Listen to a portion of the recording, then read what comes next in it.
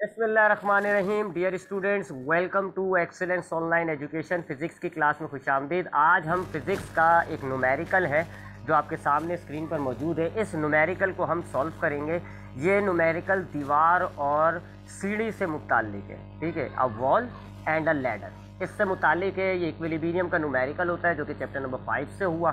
तो इस न्यूमेरिकल को हम सॉल्व करते हैं। काफ़ी इंपॉर्टेंट न्यूमेरिकल है। इस चैप्टर से यही एक न्यूमेरिकल है जो बहुत बार मुतईद बार आया है, यानी आप यूँ कह सकते हैं कि इस चैप्टर से हमेशा यही न्यूमेरिकल आ रहा होता है। काफ़ी इंपॉर्टेंट है, इस साल भी बहुत इंपॉर्टेंट है। इस न्यूमेरिकल को ज़रा देखते हैं। इस न्यूमेरिकल में कहा जा रहा है कि a uniform ladder. Uniform ladder का मतलब हो गया एक ऐसी सीढ़ी है जो हर तरफ से एक जैसी है। अक्सर हम देखते हैं ना, पाकिस्तान के अंदर सीढ़ियाँ कुछ ऐसी होती है, नीचे से थोड़ी मोटी होती है, ऊपर से ज़रा पतली होती हैं। लेकिन ये जो कह रहे हैं, ये कह रहे हैं यूनिफॉर्म लैडर है, यानी वो लैडर जो है हर तरफ से एक जैसी है, यानी एक रेक्टेंगुलर की तरह हो गई, ठीक है। तो uniform ladder of length L, उसकी लंबाई जो है हमें नहीं दी हुई, सिर्फ उसका सिंबल बता दिया एल। एंड वेट 50 न्यूटन, उसका वेट हमें बताया हुआ है। लैडर का जो वेट है, याद रखिएगा, वेट कहा जा रहा है, मास नहीं। वेट हमें दिया जा रहा है 50 न्यूटन। 50 न्यूटन की उस पर फोर्स लगाएगा अर्थ, जिसको हम वेट कहते हैं। Rest against a smooth vertical wall, एक वर्टिकल वॉल पर हमने उसको रखा हुआ है, वहां पे वो बैठी हुई रेस्ट कर रही है। अब यहाँ पर हम जरा डायग्राम बना लेते हैं। अगेन, डायग्राम बनाना जरूरी नहीं होता है न्यूमेरिकल्स में। अगर आप बगैर डायग्राम के न्यूमेरिकल सॉल्व कर सकते हैं तो कर लें, लेकिन डायग्राम बनाने से हमें सहूलत ही हो जाती है कि हमारा न्यूमेरिकल आसानी से हमें समझ में आ रहा होता है और हम आसानी से सॉल्व कर लेते हैं। तो अगर हम डायग्राम बनाएं तो ये हमारे पास हो गई थी वर्टिकल वॉल, ठीक है जी, वर्टिकल वॉल। और अगर हम एक, ये वर्टिकल वॉल कहा हुआ है ना, इसलिए वर्टिकल वॉल। और अगर हम एक वर्टिकल वॉल पर एक लैडर को रखें और वो लैडर जो है रेस्ट में हो, ठीक है जी, एक लैडर को हम रखें और लैडर कैसी हो, रेस्ट में हो, तो ऑब्वियसली है कि जी वो लैडर हमारी ऐसे होगी, ठीक है, डायगोनली, डायगोनल की शेप में होती है। सीधी अगर हम रखेंगे तो लैडर, जैसे यहाँ पे रखेंगे तो लैडर रेस्ट में नहीं होगी, गिर विर सकती है। तो ऐसे रखी हुई है लैडर को, ठीक है। इस ट्राइंगल को जरा कंप्लीट कर लेते हैं, नीचे से भी मिला के हमने ये ट्राइंगल जो है वो कंप्लीट कर लिया, ठीक है। आप चाहें तो फालतू लाइनें जो है वो आप मिटा दें, ठीक है जी। तो that is our triangles now, ठीक है जी, जिसमें से ये जो है ए से लेके बी तक, ये हो गई हमारी लैडर। ये क्या है, हमारी लैडर, जिसकी लेंथ हमें दी हुई है एल। जबकि बी से लेके सी तक ये हो गई हमारी वॉल, ये हमारी दीवार है। जबकि ए से लेके सी तक ये हमारी क्या है, ग्राउंड है, ठीक है। ये जरा ध्यान में रख लिएगा, ये हमारी लैडर हो गई। ए से लेके बी तक जो है वो लैडर है, बी से लेके सी तक जो है वो आपकी दीवार हो गई, और ए से लेके सी तक जो है ये आपका ग्राउंड हो गया। तो ये पूरा ट्राइंगल बन रहा है। तो हमसे कहा कि जी एक यूनिफॉर्म लैडर है और उसका वेट हमें दिया हुआ है 50 न्यूटन। उसको हमने एक वर्टिकल वॉल पर रेस्ट कराया हुआ है। तो वो वर्टिकल वॉल पे ऐसे डायगोनल शेप में हमने उसको रखा हुआ है, रुकी हुई है। If the coefficient of friction between ladder and the ground is 0.4, ये जो लैडर है आपकी, ये जो लैडर है और ये जो ग्राउंड है, इनके दरमियान जो कोफिशिएंट ऑफ फ्रिक्शन है वो हमें दिया हुआ है 0.4। Find the minimum angle such that the ladder में नॉट स्लिप, तो वो मिनिमम एंगल बताएं आप ताकि लैडर गिरे ना, ठीक है। अगर आपने इसको थोड़ा नीचे किया तो गिर भी सकती है, ऊपर किया, प्रैक्टिकली बात है। हम लैडर को एक खास एंगल से रखेंगे तो वो बिल्कुल रेस्ट में रहेगी, गिरेगी नहीं। ज़्यादा एंगल बढ़ा देंगे तो भी गिरने के चांसेस होते, कम कर देंगे तो भी गिरने के चांसेस है। तो ये एंगल जो है, अभी हमने तो ये कहा है ना कि ये इस वक्त रेस्ट कर रही है, ये हमने ऐसे सेट किया हुआ है इस लैडर को कि ये हमारी गिर नहीं रही है। तो इस वक्त जो हमारा एंगल होगा ये हमें बताना है। Find the minimum angle such that the ladder में नॉट स्लिप। तो मैंने इसको लैडर को रख दिया, ये स्लिप नहीं हो रही। अब जो एंगल है ये मुझे बताना है। तो दैट इज द न्यूमेरिकल। आपसे कहा जा रहा है कि एक यूनिफॉर्म लैडर है, आपने उसको वर्टिकल वॉल पे रखा, आपने बताना है कि किस एंगल से हम रखें कि ये जो लैडर है ये स्लिप ना हो। तो हमने ए बी नाम का जो लैडर है उसको हमने एक वर्टिकल वॉल बी सी के सामने रख दिया और हमने उसको ऐसे रखा हुआ है कि ये गिर नहीं रही, देखें अब तक नहीं गिरी। तो अब ये जो एंगल बन रहा है थीटा, ये एंगल हमें बताना है। दो चीज़ें हमें दी हुई हैं, एक वेट दिया हुआ है लैडर का 50 न्यूटन, और एक हमें ज़मीन और लैडर के दरमियान जो कोफिशिएंट ऑफ फ्रिक्शन है वो हमें दिया हुआ है 0.4, ठीक है। तो वैल्यूज हम लिख लेते हैं। हमारे पास वेट है जी कितना, 50 न्यूटन, और हमारे पास कोफिशिएंट ऑफ फ्रिक्शन है कितना, 0.4। कोफिशिएंट ऑफ फ्रिक्शन का कोई यूनिट नहीं होता। अच्छा, अब हम hello.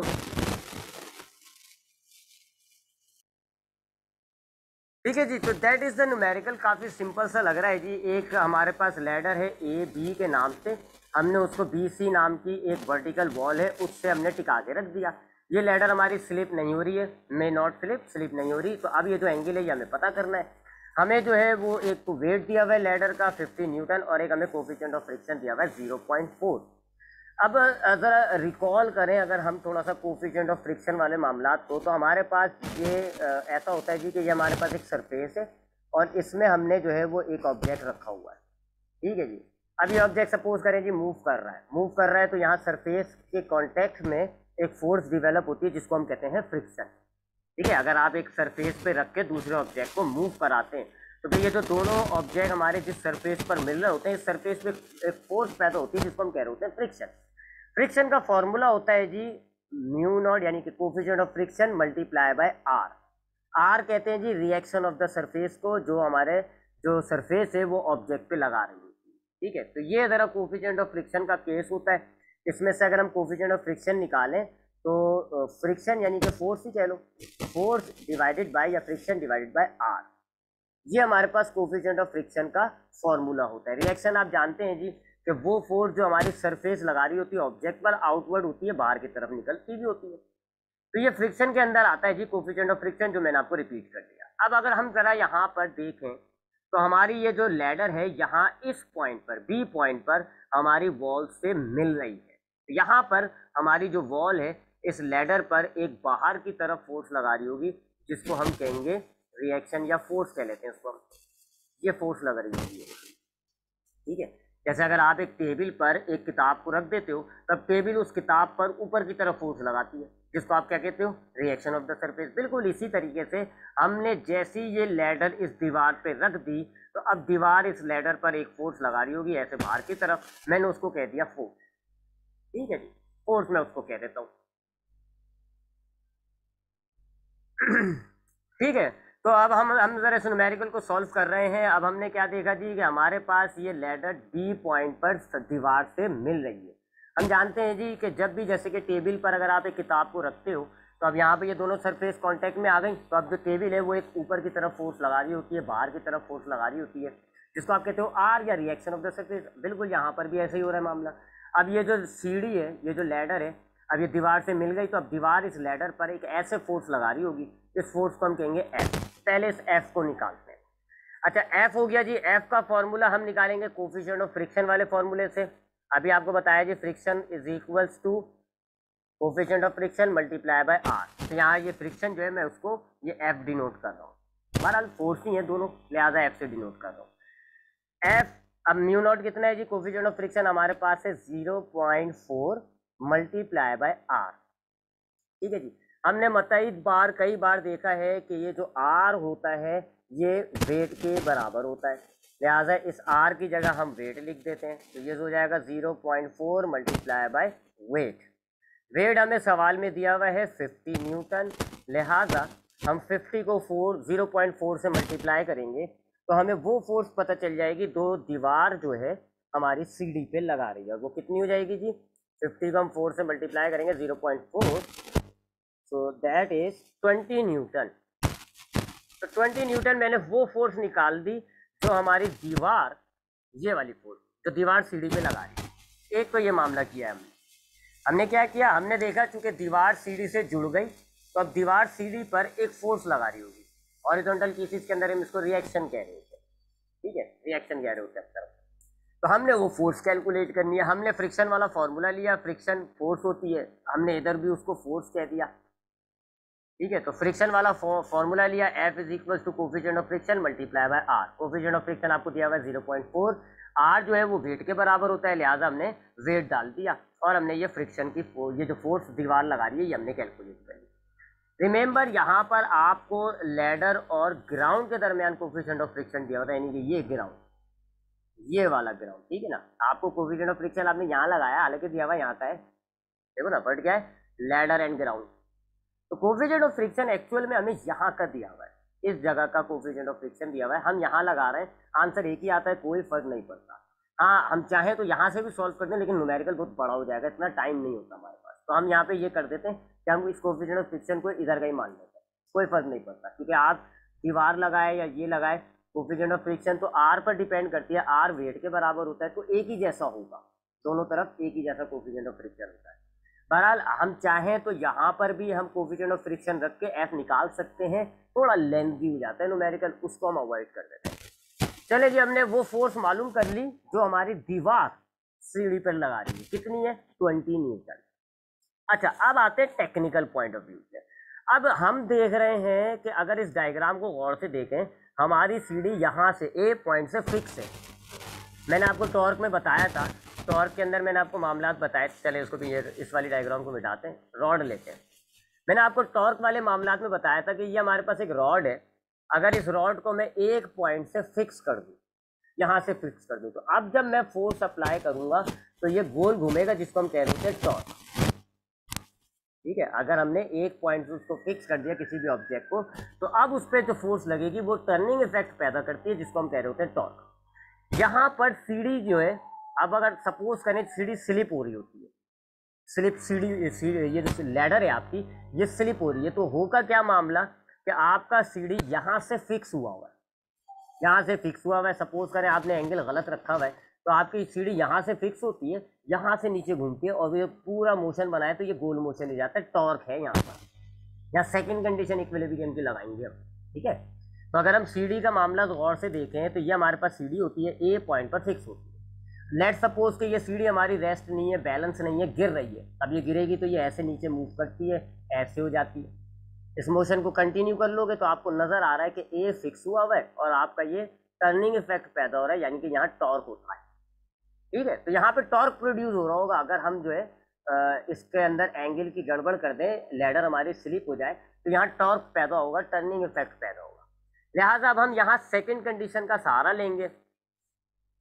According to second condition of equilibrium, second condition of equilibrium, second condition of equilibrium आपको बताया था मैंने कि जी एक ऑब्जेक्ट अगर गोल घूम रहा होता है तो उसमें फिर टॉर्क्स होती हैं, और टॉर्क्स जब होंगी तो फिर हमें उसको बैलेंस करना है, तो फिर हमें सेकंड कंडीशन अप्लाई करनी पड़ेगी कि जी जितनी भी टॉर्क है उनका सम जीरो होना चाहिए। ठीक है, तो अगर कोई ऑब्जेक्ट सीधा जा रहा होगा तो फर्स्ट कंडीशन लगाई जाती है, सारे फोर्सेस को बैलेंस करके इक्विलिब्रियम हासिल कर लिया जाता है। और अगर एक ऑब्जेक्ट गोल घूम रहा होता है तो फिर हम सेकंड कंडीशन लगाते हैं, क्योंकि सेकंड कंडीशन में टॉर्क होता है। ठीक है, यहाँ पर तो मैंने आपको बताया है कि ये सीढ़ी अगर हमारी बैलेंस खराब हो जाए तो ये सीढ़ी कुछ इस तरह गिरेगी कि ए पॉइंट फिक्स हुआ वो होगा और ये हमारी ऑब्जेक्ट जो है वो गोल घूम रहा होगा, यानी टॉर्क होगा। अच्छा जी, अब सेकंड कंडीशन ऑफ इक्विलिब्रियम क्या होता है कि जी sum of all the torque would be zero, ये होता है सेकंड कंडीशन ऑफ इक्विलिब्रियम। अब यहाँ पर दो टॉर्क होंगी, यहाँ पर इस लैडर के मामले में दो टॉर्क होंगी, क्योंकि हम जानते हैं torque is produce by force, torque force से पैदा होती है, और यहाँ पर जितनी फोर्स लग रही होंगी जाहिर बात है उतनी टॉर्क होंगी।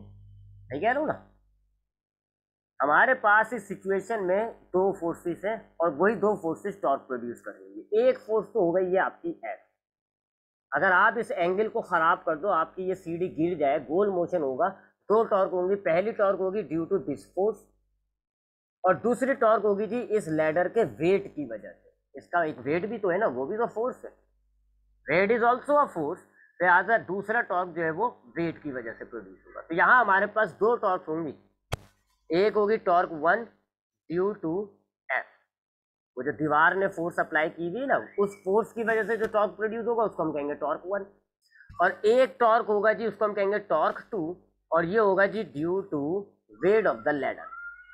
जो हमारे पास लैडर है उसका वेट है 50 न्यूटन, और वो एक फोर्स हो गई, और इस फोर्स की वजह से भी एक टॉर्क पैदा होगा। तो यहाँ दो टॉर्क होंगी। ठीक है जी, दोनों का सम कितना होना चाहिए, जीरो होना चाहिए, क्योंकि ये हमारी लैडर रुकी हुई है, इक्विलिब्रियम में है, सेकंड कंडीशन पूरी हुई भी है। तो दोनों टॉर्क का सम कितना होना चाहिए, जीरो होना चाहिए, यानी कि torque 1 plus torque 2 equals to zero. ठीक है, इक्विलिब्रियम आया हुआ है, हमारा जो लैडर गिर नहीं रहा है, रुका हुआ है, यानी कि सारी टॉर्क एक दूसरे को कैंसिल करेंगे। अब हम जानते हैं कि एक प्लस होता है तो एक को हम माइनस कर देते हैं अपोजिट डायरेक्शन की वजह से, तो इसको आप माइनस कर दो तो ये प्लस माइनस माइनस हो जाएगा, तो इसको हम यहाँ पे ऐसे कर देते हैं कि माइनस। ठीक है, डायरेक्ट कर दिया, वैसे आपको पता है एक फोर्स प्लस रखते हैं तो फिर दूसरी अपोजिट डायरेक्शन में होती है, तो उसको हम माइनस कर देते हैं। तो ये टॉर्क आपने प्लस करा, ये टॉर्क आपने माइनस किया, प्लस माइनस माइनस कर दिया। अब दोनों टॉर्क्स की वैल्यू लगाते हैं।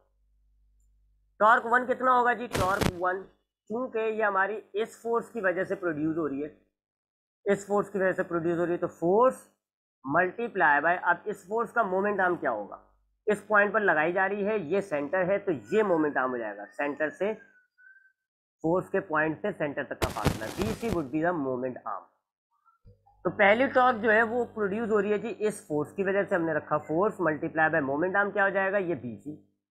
जबकि दूसरा टॉर्क जरा गौर से देखिएगा, दूसरा टॉर्क प्रोड्यूस हो रहा है ड्यू टू वेट, तो ये हो गया वेट मल्टीप्लाई। अब इसका मोमेंट आर्म हम कैसे निकालेंगे?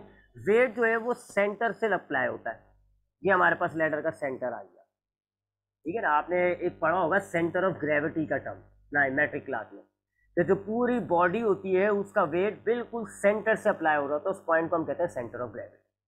तो ये हमारे पास पूरी लैडर है जी, ये हमारे पास पूरी लैडर है और ये उसका सेंटर पॉइंट हो गया। इस सेंटर पॉइंट को आप कुछ भी कह लो, ABC, कह लो, ई कह लेते हैं। तब यहां से वेट अप्लाई हो रहा होगा ऐसे नीचे की तरफ डाउनवर्ड, ये है जी वेट ऑफ द लैडर, ठीक है। तो ये फोर्स हो गई, इसकी वजह से टॉर्क प्रोड्यूस हो रहा होगा, तो टॉर्क ड्यू टू वेट कितना होगा? Weight multiply by moment arm. अब इसका मोमेंट आर्म क्या होगा जी? यहाँ से यहाँ तक का फासला, और यहाँ से यहाँ तक का फासला। अब ये कितना होगा? इसका हम कोई सिंबल डाल देते हैं, क्या डालें इसका सिंबल? हम इसका हम सिंबल डाल देते हैं ABCDE, F लिख देते हैं जी, ठीक है जी। तो यहाँ पे ये मोमेंट आर्म हो जाएगा जी AF हमने कर दिया। तो that is the two torque in this situation. इस सिचुएशन में ये दो टॉर्क्स आ रही हैं हमारे पास, ठीक है। यहाँ तक कोई सवाल है तो पूछ सकते हैं आप। मैं दोबारा थोड़ा सा रिपीट कर रहा हूँ। हमने लैडर को रखा जी वर्टिकल वॉल पे, सबसे पहले हमने जो वॉल फोर्स लगा रहा है F, हमने वो निकाली। कैसे जी? फ्रिक्शन वाला फॉर्मूला लिया, coefficient of friction multiply bye R। Coefficient of friction आपको दिया हुआ है, जबकि R आपने वेट के बराबर कह के वेट लगा दिया, फोर्स आपको पता चल गई। अब हमने देखा चूंकि हमारा ये जो लैडर है ये रुका हुआ है, इसका मतलब है इक्विलिब्रियम में आया हुआ है, लेकिन यहाँ फोर्सेस के बजाय टॉर्क प्रोड्यूस हो रही है, तो सेकंड कंडीशन अप्लाई होगी। और चूंकि इक्विलिब्रियम में, इसका मतलब है इसमें जितनी भी टॉर्क है सबका सम जीरो हुआ हुआ है। हमने देखा कितनी फोर्स है, हमने देखा दो फोर्स है, एक ये वाली फोर्स है F, एक ये वाली फोर्स है W। तो दो फोर्स की वजह से दो टॉर्क प्रोड्यूस हो रहे हैं, एक T1 एक T2। दोनों टॉर्क्स की हमने वैल्यू बता दी। पहली टॉर्क हो गई F मल्टीप्लाई बाय BC, दूसरी टॉर्क हो गई W मल्टीप्लाई बाय AF। तब हम यहाँ वैल्यूज डाल देते हैं जी। पहली टॉर्क हो गई F multiply by BC minus दूसरी टॉर्क हो गई W multiply by AF is equal to 0। अब वो ट्राइंगल मैं यहाँ बना देता हूँ, ठीक है जी, क्योंकि वो ट्राइंगल ऊपर बना हुआ है, डायग्राम जरा ऊपर नीचे करना पड़ जाएगा, इसलिए मैं ट्राइंगल यहाँ बना देता हूँ। वो डायग्राम मैं एक दफ़ा नीचे दोबारा बना रहा हूँ, ठीक है जी। ये पॉइंट है A, ये पॉइंट है B, ये पॉइंट है C। एक ये ट्राइंगल बना हुआ है हमारा, और एक हमने यहाँ वेट लगाया हुआ है जी, ये सेंटर ऑफ ग्रेविटी है, यहाँ से ये वेट लग रहा है, ठीक है। और एक ट्राइंगल आपका ये बन रहा है ABC, इस पॉइंट को हमने क्या है E, हाँ EF, तो ये E है और ये F है, ये थीटा में मालूम करना है, ठीक है। तो दो ट्राइंगल है एक लिहाज से देखा जाए तो, एक ट्राइंगल ABC, एक ट्राइंगल AFC, AEF सॉरी। तो ये हम इक्वेशन जरा नोट कर लेते हैं जी। ये इक्वेशन हमने नोट कर ली। अब इसमें से हम BC वगैरह और AF वगैरह डाल देंगे, इसको हम कह देते हैं इक्वेशन नंबर 1। अब आप देखें जी, सबसे पहले ट्राइंगल, बड़ा वाला ट्राइंगल जो है ABC, ये वाला, ये जो ट्राइंगल है ना ABC, इसको हम देख रहे हैं। इसमें से हम निकालेंगे साइन थीटा।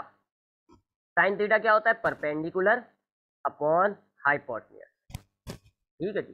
परपेंडिकुलर क्या है जी? देखिएगा जरा डायग्राम में, परपेंडिकुलर ये है, इस बड़े वाले ट्राइंगल में ये परपेंडिकुलर है, और ये जो पूरी AB है ये हाइपोटेन्यूज है। परपेंडिकुलर हो गया BC डिवाइडेड बाय हाइपोटेन्यूज हो गया ये लेडर, जिसकी लेंथ हमें दी हुई थी L। तो ये हो गया sine theta is equal to BC upon L। L divide हो रहा है, साइन थीटा के पास लेके जाए तो BC कितना हो गया? L sine theta. ये हमने BC निकाल लिया, ठीक है। इस फॉर्मूले का ये जो BC है ये हमने निकाल लिया। तो BC निकालने के लिए हमने बड़ा वाला ट्राइंगल लिया ABC। हमने देखा BC क्या है? परपेंडिकुलर, तो हमने साइन थीटा वाला रेशियो लिया, परपेंडिकुलर अपॉन हाइपोटेन्यूज। परपेंडिकुलर हो गया BC, हाइपोटेन्यूज जो है वो पूरी लैडर है, लिहाजा L आपने उसकी लेंथ लिख दी। BC कितना हो गया? L sine theta. अब हमें AF निकालना है, ये तो ए एफ के लिए हम छोटा वाला ट्राइंगल लेंगे जी, ट्राइंगल ए ई एफ। और चूंकि ये बेस है, ए एफ क्या है, बेस, तो हम यहाँ कॉस थीटा लेंगे क्योंकि कॉस थीटा में बेस आता है, बेस डिवाइडेड बाय हाइपोटेन्यूज।